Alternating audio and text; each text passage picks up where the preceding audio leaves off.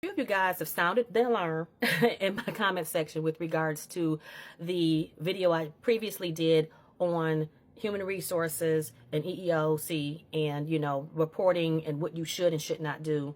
The tragic story that, unfortunately someone trusted human resources to file their EEOC complaint, and that was not the best thing to do. So you guys, I just want you guys to know off the bat, I'm here to help you. Okay. So, I got a couple of attacks in the comments, but it's cool. It comes with the territory.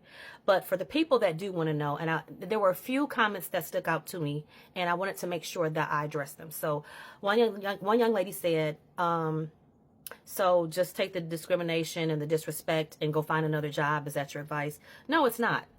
It's not okay to take disrespect and be discriminated against. However, this is where I tell you guys, and if you've been with me for a while, document. And I have a workbook that shows you how to document and how to properly walk through the steps. I also have over 400 videos on my platforms that shows you how to walk through those same steps.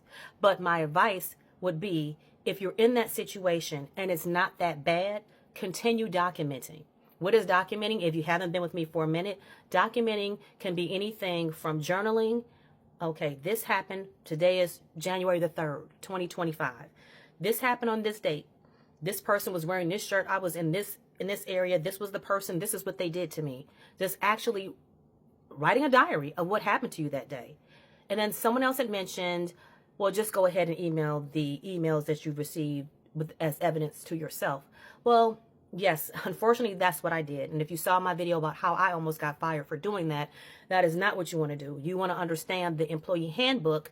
And if the employee handbook does not allow you to do such things, which I know a lot of companies don't like that, that's when you want to make sure that you study your employee handbook. And if it's okay for you to print out those emails and use as documentation, do that as well. Has your job caused you any harm? Mentally, physically? Every time you go to the doctor, you need to let your doctor know whether or not, hey, I'm being bullied, or this is what's happening to me. In my case, I was being bullied to the fact that my blood pressure had rose so high that I had hypertension. I had anxiety, depression, and PTSD. Everything was just through the roof. And so I made sure that I made my mental and physical health a priority. But your medical records, you guys, is also your documentation. Now, I'm going to tell you something. If you're thinking about you're going to use those things and you don't have those actual conditions, you will be found out. So don't be trying to have your doctors. Don't be trying to find doctors and have fraudulent stuff written up, because a doctor is not going to lose their license over helping you.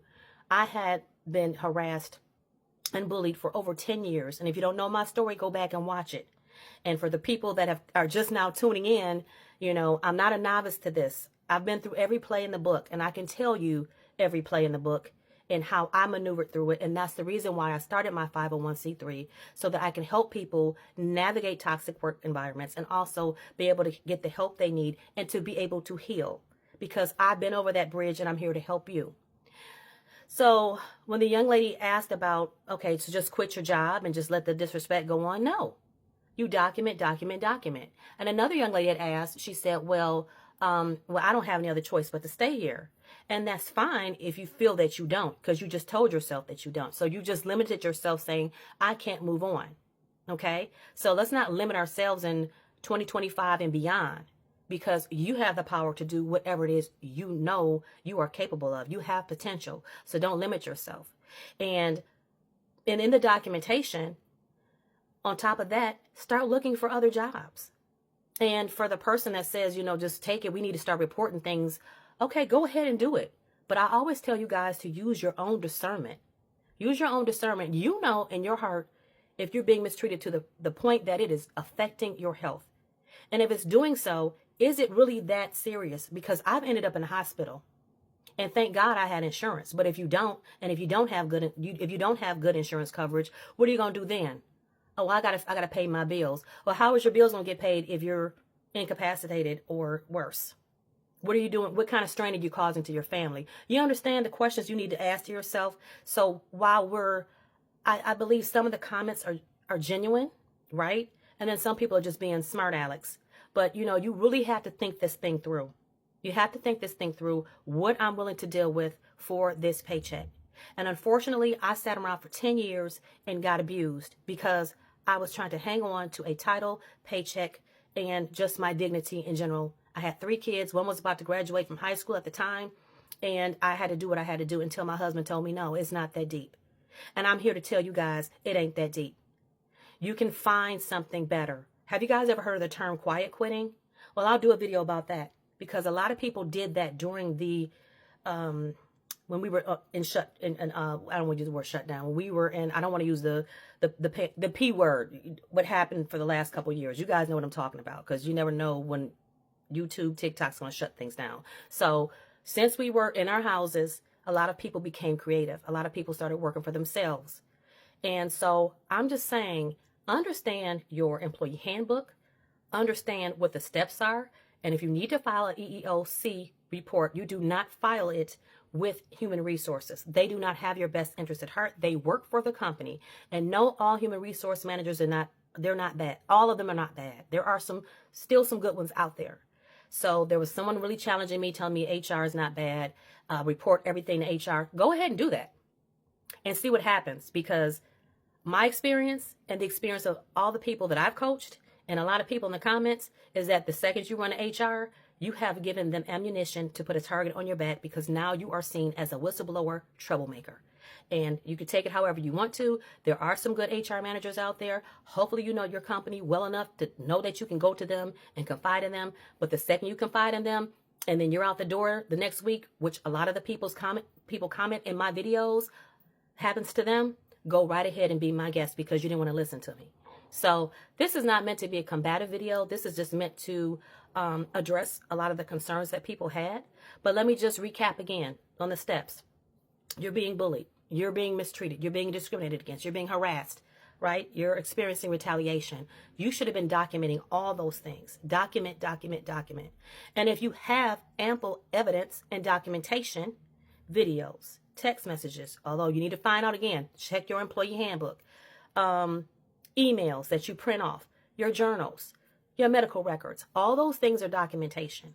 If you go to a lawyer, because that's what the next step is going to be, to call an employment attorney, is you want to make sure that your information, that what you're going to provide to them is going to be airtight, because they're not going to take your case if it's not. I've heard a lot of people saying, well, EEOC, they're not about anything. They don't care about you. Well, if you walk up to an EEOC office or you file a complaint online and you don't have your documentation together, why would they waste their time? If you haven't put in the effort, why should anybody else? And so that goes with EEOC and seeing a lawyer. So the next step would be also contacting an attorney, an employment attorney. And there was a teacher, I think, that reached out because she said that in North Carolina, I guess they don't have unions.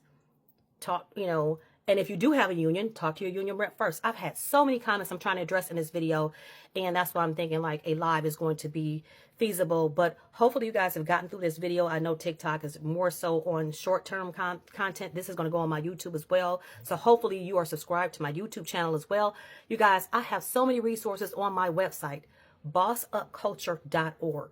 Also, make a donation to bossupculture.org, because everyone does not have the resources to see a mental health therapist. They don't have the capacity or coverage to talk to somebody.